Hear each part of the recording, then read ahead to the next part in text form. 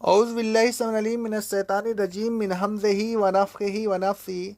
سورہ بقرہ کی آیت نمبر 113 میں اللہ رب العالمین فرماتا ہے، اور یہودی کہتے ہیں کہ عیسائی کسی صحیح چیز پر قائم نہیں، اور عیسائی کہتے ہیں کہ یہودی کسی صحیح چیز پر قائم نہیں، حالانکہ وہ دونوں اللہ کی کتاب پڑھتے ہیں جس میں ایک دوسرے کی تصدیق موجود ہے، اور اسی طرح کی بات وہ بھی کہتے ہیں جنہیں اللہ کی کتاب کا کوئی علم نہیں۔ تو اے رسول صلی اللہ علیہ وسلم، جن باتوں میں یہ اختلاف کر رہے ہیں ان باتوں کے سلسلہ میں اللہ قیامت کے دن ان کے درمیان فیصلہ فرمائے گا۔ توریت میں انجیل کی تصدیق اور پیشن گوئی موجود تھی۔ انجیل میں توریت کی تصدیق موجود تھی، دونوں میں ایک ہی واحد الہ کا قانون تھا، دونوں ایک ہی سر چشمہ سے نکلی تھی، لیکن آپس کی ضد اور ہٹ دھرمی کی وجہ سے یہودی اور عیسائی ایک دوسرے کے دین کا انکار کرتے تھے۔ یہودی عیسائیوں کے دین کی برائی کرتے تھے اور عیسائی یہودیوں کے دین کی برائی کرتے تھے۔ گویا آپس کی مخالفت کی وجہ سے وہ اللہ تعالیٰ کے دین کا انکار کر رہے تھے۔ یہ دونوں اپنی اپنی کتابوں کی تلاوت کرتے تھے لیکن صحیح معنوں میں عمل نہیں کرتے تھے۔ اگر عمل کرتے تو ایک دوسرے کی مخالفت نہ کرتے، بلکہ دونوں متحد ہو کر اللہ کے دین کو جو توریت اور انجیل میں موجود تھا مضبوطی سے پکڑ لیتے، آپس میں ضد اور مخالفت پیدا ہونے کا سبب نہ بنتے۔ اصل اللہ تعالیٰ کی کتاب کا انکار تھا۔ یہی قول مشرکین کا بھی تھا جن کے پاس کوئی کتاب نہیں تھی۔ جہالت کا دورہ تھا، لیکن ناز یہی تھا کہ ہم حق پر ہیں اور دوسرے باطل پر۔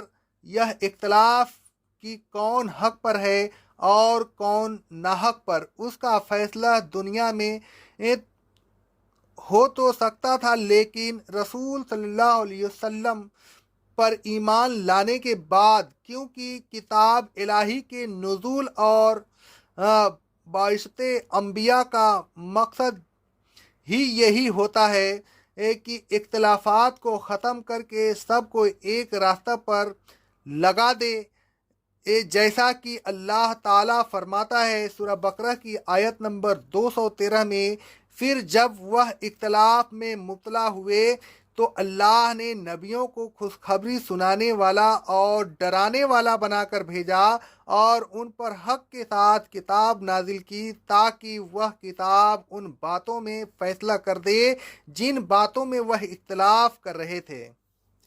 اس آیت کی روشنی میں جو لوگ ایمان لے آئے، پھر انہوں نے اللہ تعالیٰ کی کتاب کے فیصلے کے مطابق ضد اور ہٹ دھرمی کو بالائے طاق رکھ دیا۔ وہ ہدایت یاب ہوئے اور آپس کے اختلاف سے بچ گئے۔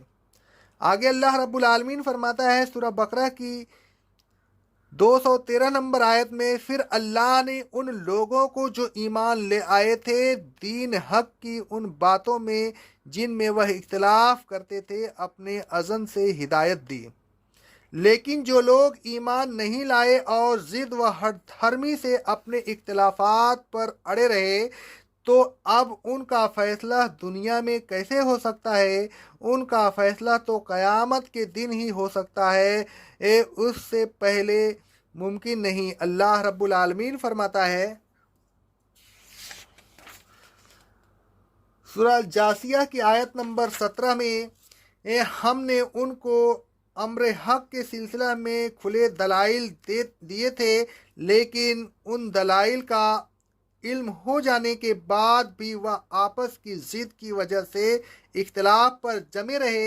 اے رسول صلی اللہ علیہ وسلم، بے شک آپ کا رب قیامت کے دن ان کے درمیان ان باتوں کے سلسلہ میں فیصلہ کرے گا جن باتوں میں وہ اختلاف کر رہے ہیں۔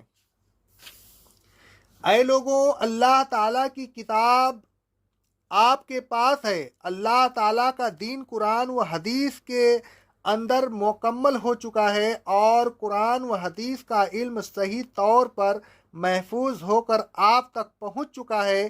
لہٰذا آپ قیامت کے دن کے فیصلہ کا انتظار نہ کیجیے، قرآن مجید اور صحیح احادیث سے اپنے اختلافات کا فیصلہ کر لیجیے۔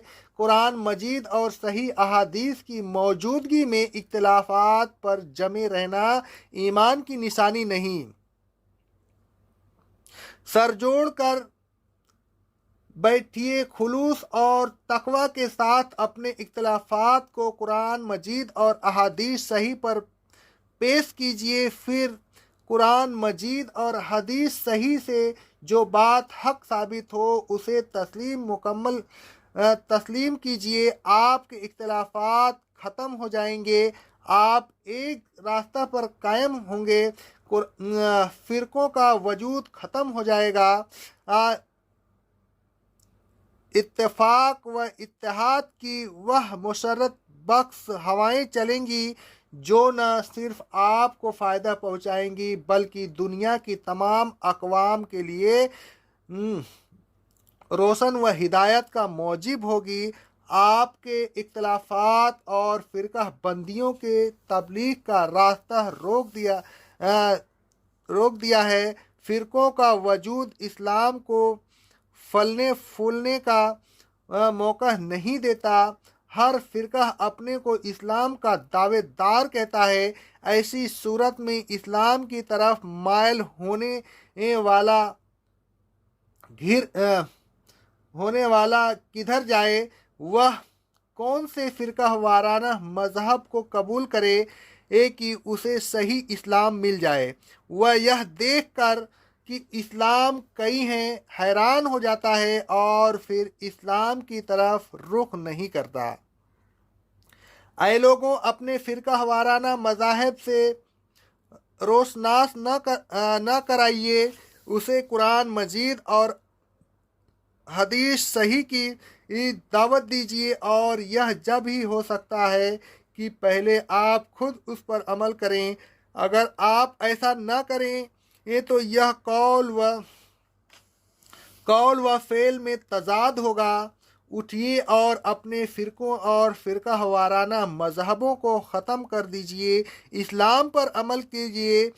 اسلام قرآن و حدیث کے اندر ہے، نہ کہ باہر۔ آپ سے میدان محشر میں قرآن مجید اور احادیث صحیح کے متعلق سوال ہوگا۔ آپ سے یہ سوال نہیں ہوگا کہ آپ نے فلاں فرقے کے اندر مذہب پر یا مسئلہ پر عمل کیوں نہیں کیا۔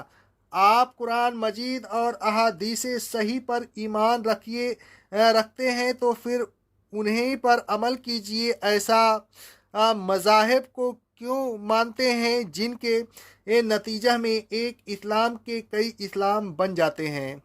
فرقہ وارانہ مذاہب کے ساتھ فرقہ وارانہ نام خود بخود ختم ہو جائیں گے، اور پھر آپ کا نام صرف ایک ہوگا، اور وہی ہوگا جو اللہ تعالیٰ نے رکھا تھا۔ اللہ تعالیٰ فرماتا ہے سورہ حج کی آیت نمبر 78 میں، هُوَ سَمَّاكُمُ الْمُسْلِمِينَ، اللہ نے تمہارا نام مسلمین رکھا ہے۔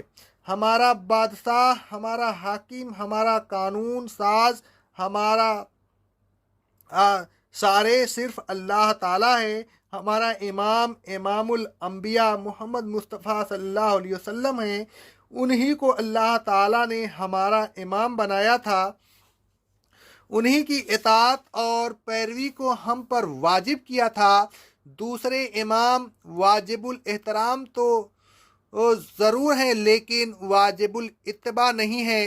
ان کی اطاعت اور پیروی کا ہمیں حکم نہیں ملا، نہ ان کی اطاعت اور پیروی کے متعلق ہم سے قبر میں سوال ہوگا اور نہ محشر میں سوال ہوگا۔ ہمارا دین صرف اسلام ہے، بس اسی کو اختیار کیجیے۔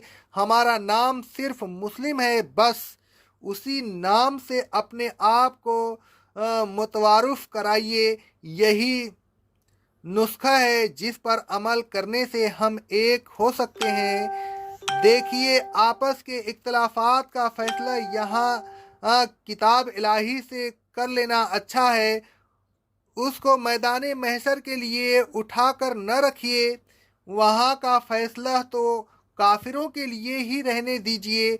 सूरह बकरा की आयत नंबर 113 जो ऊपर बयान किया जा चुका है, उससे साफ मालूम होता है कि ईमान वालों को यही हिदायत मिल जाती है। उनके इख्तलाफात का फैसला यहीं हो जाता है। आपके इख्तलाफात का फैसला यहाँ नहीं हो रहा तो फिर सोचिए कि आप क्या हैं। अक़ौलु क़ौली हाज़ा अस्तग़फ़िरुल्लाह अस्तग़फ़िरुल्लाह अस्तग़फ़िरुल्लाह।